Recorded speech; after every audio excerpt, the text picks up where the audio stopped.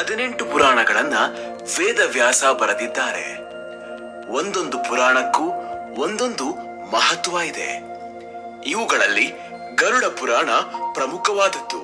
ಮಹಾವಿಷ್ಣು ತನ್ನ ವಾಹನವಾದ ಗರುಡನಿಗೆ ಉಪದೇಶ ಮಾಡಿದ್ದರಿಂದ ಇದಕ್ಕೆ ಗರುಡ ಪುರಾಣ ಅನ್ನೋ ಹೆಸರು ಬಂದಿದೆ. ಇದರಲ್ಲಿ ಒಟ್ಟು 18,000 ಶ್ಲೋಕಗಳಿವೆ. ಮನುಷ್ಯನ ಮರಣದ ನಂತರ ಅವರವರ ಕರ್ಮಕ್ಕೆ ತಕ್ಕ ಹಾಗೆ ಕೊಡುವಂತಹ ಶಿಕ್ಷೆಗಳು, ಪಾಪಗಳಿಗೆ ಪ್ರಾಯಶ್ಚಿತ, ಪುಣ್ಯ ಸಂಪಾದನೆಯ ಮಾರ್ಗಗಳು, ಪಿತೃ ಕಾರ್ಯಗಳ ಬಗ್ಗೆ ವರ್ಣನೆ ಇದರಲ್ಲಿ ಇದೆ.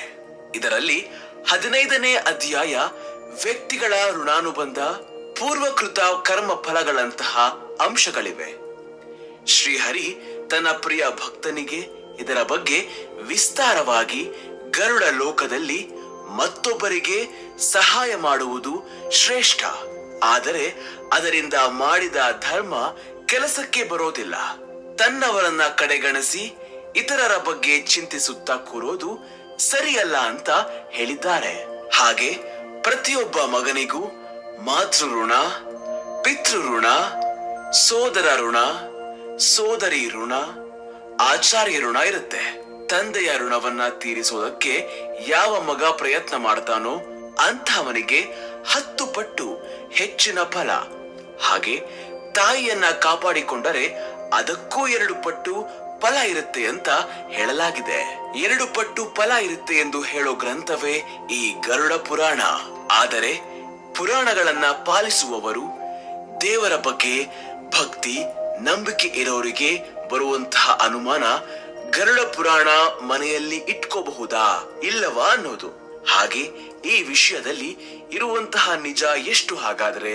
18 ಪುರಾಣಗಳಲ್ಲಿ ಒಂದಾಗಿರುವಂತಹ ಗರುಡ ಪುರಾಣವನ್ನ ಸಾಕ್ಷಾತ್ ಮಹಾವಿಷ್ಣು ತನ್ನ ವಾಹನವಾದ ಗರುಡನಿಗೆ ಉಪದೇಶ ಮಾಡಿದ್ದನ್ನ ವೇದವ್ಯಾಸರು ರಚನೆ ಮಾಡಿದ್ದಾರೆ. ಅವರು ಬರೆದಿರುವುದು ಓದಲೆಂದೇ ತಾನೆ.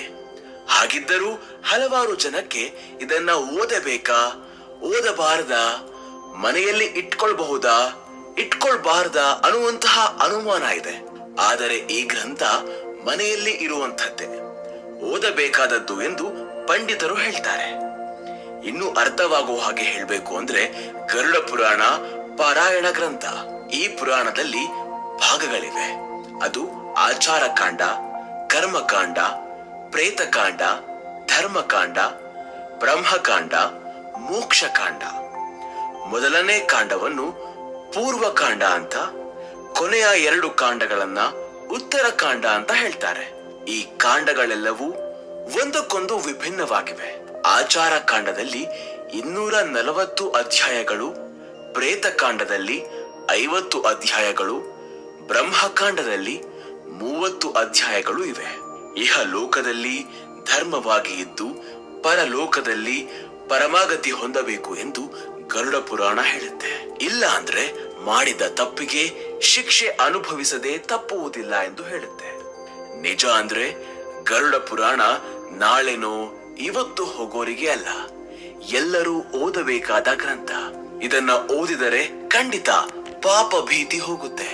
ಜೊತೆಗೆ ಗರುಡ ಪುರಾಣ ಓದಿದರೆ ಪಿತೃ ದೇವತೆಗಳು ಕೂಡ ಅದೃಶ್ಯ ರೂಪದಲ್ಲಿ ಬಂದು ಕೇಳಿಸ್ಕೊಳ್ತಾರೆ. ಈ ಪುರಾಣದಲ್ಲಿ ಯಮ ಪ್ರಧಾನ ದೇವರು. ನಮ್ಮ ಪಾಪ ಪುಣ್ಯ ವಿವರ ಎಲ್ಲವನ್ನ ಚಿತ್ರಗುಪ್ತನಿಂದ ತಿಳಿದುಕೊಂಡು ತಕ್ಕ ಶಿಕ್ಷೆಯನ್ನು ವಿಧಿಸುತ್ತಾನೆ. ಕೇವಲ ಭೌತಿಕವಾಗಿ ಮಾಡಿದ ಪಾಪಗಳಷ್ಟೇ ಅಲ್ಲ, ಮಾನಸಿಕವಾಗಿ ಮಾಡಿದ ಪಾಪಗಳು ಕೂಡ ಇದರಲ್ಲಿ ಲೆಕ್ಕಕ್ಕೆ ಬರುತ್ತೆ. ಶಿಕ್ಷೆಯನ್ನ ಅನುಭವಿಸಿದ ನಂತರ ಉತ್ತಮವಾದ ಬೆಳಕಿನಲ್ಲಿ ಆತ್ಮ ಪರಮಾತ್ಮನಲ್ಲಿ ಲೀನವಾಗುವುದೋ ಮರು ಜನ್ಮ ಸಿಗುವುದೋ ಆಗುತ್ತೆ. ಮನುಷ್ಯನಾಗಿ ಹುಟ್ಟೋದು ಒಂದು ವರ. ಈ ವರವನ್ನ ಶಾಪವಾಗಿ ಮಾಡಿಕೊಳ್ಳಬೇಡಿ ಅಂತ ಗರುಡ ಪುರಾಣ ಹೇಳೋದು. ಆದರೆ ಗರುಡ ಪುರಾಣದಲ್ಲಿ ಹೇಳಿರುವಂತಹ ಧರ್ಮ, ಮರಣ, ಸಮಯದ ಪ್ರಸ್ತಾವನೆ, ಯಮಧೂತರ ವರ್ಣನೆ, ನರಕ ಪ್ರಯಾಣ, ವೈತರಣಿ ವರ್ಣನೆ, ನರಕ ಬಾಧೆಗಳು, ಮಾರ್ಗದಲ್ಲಿ ಕಾಣಿಸೋ ಮೃತ್ಯು ಪಟ್ಟಣಗಳು, ನರಕಗಳು, ಕರ್ಮ ಫಲಗಳು, ದಾನಗಳ ವಿವರ, ಕರ್ಮಧಾನಗಳು, ದೈವ ವೇದಾಂತ ಸ್ಮರಣೆ, ಭಕ್ತಿಯ ವಿಧಾನಗಳನ್ನ ನಾವು ನೋಡಬಹುದು. ಪುರಾಣಗಳು ನಮ್ಮ ಜಾತಿಗಳಿಗೆ ಸಂಬಂಧಪಟ್ಟದ್ದು. ನಮ್ಮ ಜೀವನ ವಿಧಾನಗಳನ್ನು ತಿದ್ದಿದ ದಿಕ್ಸೂಚಿಗಳು. 18 ಪುರಾಣಗಳನ್ನು ವ್ಯಾಸ ಮಹರ್ಷಿ ರಚಿಸಿದ್ದು ಎಂದು ಶಾಸ್ತ್ರಗಳು ಹೇಳುತ್ತೆ. ಅವನು ನೈಮಿಷಾರಣ್ಯದಲ್ಲಿ ಶೌನಕಾದಿ ಮುನಿಗಳಿಗೆ ಸೂತ ಮಹರ್ಷಿ ಹೇಳುತ್ತಾರೆ. ಯಜ್ಞ ಸಮಯದಲ್ಲಿ ಪುರಾಣಗಳು ಜನ್ಮ ತಾಳಿದ್ದು ಎಂದು ಅಥರ್ವಣ ವೇದದ ಮೂಲಕ ತಿಳಿಸಲಾಗುತ್ತೆ. ಶತಪಥ ಬ್ರಾಹ್ಮಣ್ಯ, ಬೃಹದೋಪನಿಷತ್ತು ಮುಂತಾದ ಗ್ರಂಥಗಳಲ್ಲಿ ಪುರಾಣದ ಬಗ್ಗೆ ಹೇಳಿದೆ.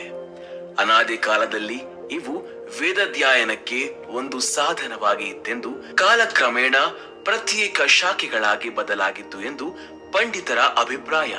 ಇಂತಹ ಇತಿಹಾಸ ವಾಯು ಬ್ರಹ್ಮಾಂಡ ವಿಷ್ಣು ಪುರಾಣದಲ್ಲೂ ಕಾಣಬರುತ್ತೆ. ವ್ಯಾಸ ಮಹರ್ಷಿ ಪುರಾಣ ಸಂಹಿತೆಯನ್ನ ಮಾಡಿ ತಮ್ಮ ಶಿಷ್ಯ ರೋಮ ಮಹರ್ಷಿಗೆ ಉಪದೇಶಿಸುತ್ತಾರೆ. ಇವನು ಇದೆಲ್ಲವನ್ನ ಭಾಗಗಳನ್ನಾಗಿ ಮಾಡಿ ಸಮಿತ್ತು, ಅಗ್ನಿವ್ರತ, ಮಿತ್ರಾಯು, ಶಾಂಶಪಾಯನ, ಅಕೃತವರ್ಣ, ಸಾವರ್ಣಿ ಎನ್ನುವಂತಹ 6 ಶಿಷ್ಯರಿಗೆ ಬೋಧಿಸುತ್ತಾರೆ. ಅವರಲ್ಲಿ ಅಕೃತವರ್ಣಿ, ಸಾವರ್ಣಿ, ಕಾಶ್ಯಪ, ಶಾಂಶಪಾಯನ ಹೀಗೆ ಬೇರೆ ಬೇರೆಯಾಗಿ 3 ಪುರಾಣ ಸಂಹಿತೆಗಳನ್ನ ಮಾಡ್ತಾರೆ. ರೋ ಮಹರ್ಷಿಯನ್ನ ಮಾತೃಕೆಗಳ ಜೊತೆ ಸೇರಿಸಿ ಪುರಾಣ ವಾಗ್ಮಯಕ್ಕೆ ಮೂಲವಾಗಿದೆ. ಪುರಾಣ ವಾಗ್ಮಯ ಒಂದು ಪ್ರತ್ಯೇಕ ಶಾಖೆಯಾಗಿ ಬದಲಾಗಿದ್ದು ಕಾಲಕ್ರಮೇಣ 12ನೇ ಶತಮಾನದವರೆಗೂ ಬದಲಾಗುತ್ತಾ ಬಂತು ಎಂದು ಪರಿಣಿತರು ಹೇಳುತ್ತಾರೆ. ಪುರಾಣಗಳು ಪ್ರವರ್ಣದಿಂದ ಹುಟ್ಟಿದ್ದು ಎಂದು ಸಂಸ್ಕೃತದ ಭಾಗವತದ 12ನೇ ಸ್ಕಂದ ಹೇಳುತ್ತೆ. ಬ್ರಹ್ಮದೇವನು ಧ್ಯಾನ ಮಗ್ನನಾಗಿದ್ದ ಸಮಯದಲ್ಲಿ ಅವನ ಹೃದಯದಿಂದ ಓಂಕಾರ ಉತ್ಪನ್ನವಾಗಿದೆ. ಆದ್ದರಿಂದ 4 ವೇದಗಳು ಉದ್ಭವಿಸಿವೆ. ಬ್ರಹ್ಮದೇವನು ವೇದಗಳನ್ನ ತನ್ನ ಮಕ್ಕಳಾದ ಮರೀಚಿ ಮತ್ತು ಇತರರಿಗೆ ಕೊಡುತ್ತಾನೆ. ಅವರು ತಮ್ಮ ಮಕ್ಕಳಿಗೆ ಅದನ್ನ ಕಲಿಸುತ್ತಾರೆ. ಹೀಗೆ ವೇದಗಳು ಪಾರಂಪರ್ಯವಾಗಿ ಸಾಗುತ್ತಾ ಬಂದಿದೆ. ವೇದಗಳು ಮಂತ್ರಗಳಿಂದ ಕೂಡಿದೆ. ಕ್ಲಿಷ್ಟಕರವಾಗಿರುವುದರಿಂದ ವೇದ ಉಪನಿಷತ್ತುಗಳ ಸಾರವನ್ನ 18 ಪುರಾಣಗಳ ರೂಪದಲ್ಲಿ ಜನಗಳಿಗೆ ವ್ಯಾಸ ಮಹರ್ಷಿ ಕೊಟ್ಟಿದ್ದಾರೆ. ಹಾಗಿದ್ರೆ ಪುರಾಣ ಎಂದರೇನು? ಹೀಗೆ ಬಹಳ ಜನರಿಗೆ ಪ್ರಶ್ನೆ ಎದುರಾಗುತ್ತೆ. ಪ್ರತಿ ವಸ್ತುವಿಗೆ ಕೆಲವು ಲಕ್ಷಣಗಳು ಇದ್ದ ಹಾಗೆ ಪ್ರತಿ ಪುರಾಣವು 5 ಲಕ್ಷಣಗಳನ್ನ ಹೊಂದಿರುತ್ತದೆ. ಅವು ಯಾವುವೆಂದರೆ ಸ್ವರ್ಗ, ಪ್ರತಿಸ್ವರ್ಗ, ವಂಶ, ಮನ್ವಂತರ, ವಂಶಾನುಚರಿತ. ಈ 5 ಲಕ್ಷಣಗಳು ಪುರಾಣದಲ್ಲೇ ಇರುತ್ತವೆ. ಮಧ್ಯಯುಗದಲ್ಲಿ ಇದ್ದ ಪುರಾಣಗಳು ಲಿಖಿತ ಪ್ರತಿಗಳು ಪಂಡಿತರ ದೃಷ್ಟಿಯನ್ನ ಸೆಳೆಯಿತು. ಪುರಾಣ ಸಾಹಿತ್ಯದ ಪುನರ್ ನಿರ್ಮಾಣದಲ್ಲಿ ಕಾಲಾನುಕ್ರಮದಲ್ಲಿ ಅನೇಕ ಮಾರ್ಪಾಡುಗಳನ್ನ ಅಳವಡಿಸಿಕೊಂಡಿದ್ದಾರೆ. ಹಾಗೆಯೇ ಅನೇಕ ಅಧ್ಯಾಯಗಳನ್ನು ಆಕಸ್ಮಿಕವಾಗಿ ಕಡಿಮೆ ಮಾಡುವುದು, ಹೊಸ ವಿಷಯಗಳನ್ನ ಸೇರಿಸಿರುವುದು ಮುಂತಾದ ಕಾರ್ಯಗಳು ಕೂಡ ಆಗಿರುವಂತದ್ದು. ಭಾರತೀಯ ಸಾಹಿತ್ಯದಲ್ಲಿ ಪುರಾಣಗಳು ದೇಶದಲ್ಲಿನ ಅದ್ವಿತೀಯ ಕವಿಗಳಿಗೆ ಪ್ರೇರಣೆಯಾಗಿದೆ. ವಾಸ್ತವ ಚರಿತ್ರೆ, ವ್ಯಕ್ತಿಗತ ಆತ್ಮ ಪರಿಶೀಲನೆ, ಯೋಗ ಮೊದಲಾದ ಸಾಮಾಜಿಕ ಕಾರ್ಯಕ್ರಮಗಳಾದ ಉತ್ಸವಗಳು, ದೇವಾಲಯಗಳಿಂದ ತೀರ್ಥಯಾತ್ರೆಯವರೆಗೆ, ದೇವತೆಗಳಿಂದ ತಂತ್ರಿಗಳವರೆಗೆ, ಪುರಾತನದಿಂದ ವಿನೂತನದವರೆಗೆ ಇದರ ಪ್ರಭಾವ ಕಾಣಿಸುತ್ತೆ. ಪ್ರಾಚೀನ ಮಧ್ಯಯುಗ ಭಾರತ ದೇಶದಲ್ಲಿ ಸಾಂಸ್ಕೃತಿಕ ಬದಲಾವಣೆ, ಪ್ರಸಿದ್ಧವಾದ ಅಧ್ಯಯನಕ್ಕೆ ಪುರಾಣಗಳು ಮಾಧ್ಯಮಿಕವಾಗಿ ಕೆಲಸ ಮಾಡಿವೆ. ಪುರಾಣಗಳ ಸಾಂಸ್ಕೃತಿಕ ಪ್ರಭಾವ ಭಾರತೀಯ ಶಾಸ್ತ್ರೀಯ ಕಲೆಗಳಿಗೆ ಹರಡಿಕೊಂಡಿದೆ. ಸಂಗೀತ, ಭರತನಾಟ್ಯದಂತಹ ಶಾಸ್ತ್ರೀಯ ನೃತ್ಯ, ಸಂಸ್ಕೃತಿಯ ನಾಟಕಗಳು, ಪಾರಾಯಣಗಳು ಇವೆಲ್ಲವೂ ಕೂಡ ಪುರಾಣಗಳಿಂದ ಪ್ರಭಾವಿತವಾಗಿದೆ. ಪುರಾಣ ಸಾಹಿತ್ಯದಲ್ಲಿ ಹೋಳಿ, ದೀಪಾವಳಿ, ದುರ್ಗಾ ಪೂಜೆಯಂತಹ ಪ್ರಮುಖ ಹಬ್ಬಗಳು, ಉತ್ಸವಗಳ ಪ್ರಸ್ತಾಪ ವಿವರವಾಗಿ ಕಾಣಿಸಿಕತ್ತೆ.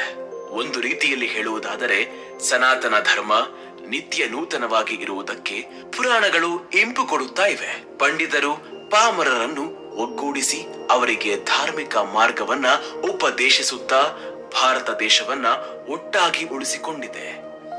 ಈ ಗರುಡ ಪುರಾಣ ಮತ್ತು ಅದರ ಮಹಿಮೆ ಮುಂದಿನ ಭಾಗಗಳ ಬಗ್ಗೆ ನಂತರದ ಎಪಿಸೋಡ್ನಲ್ಲಿ ತಿಳಿಯೋಣ.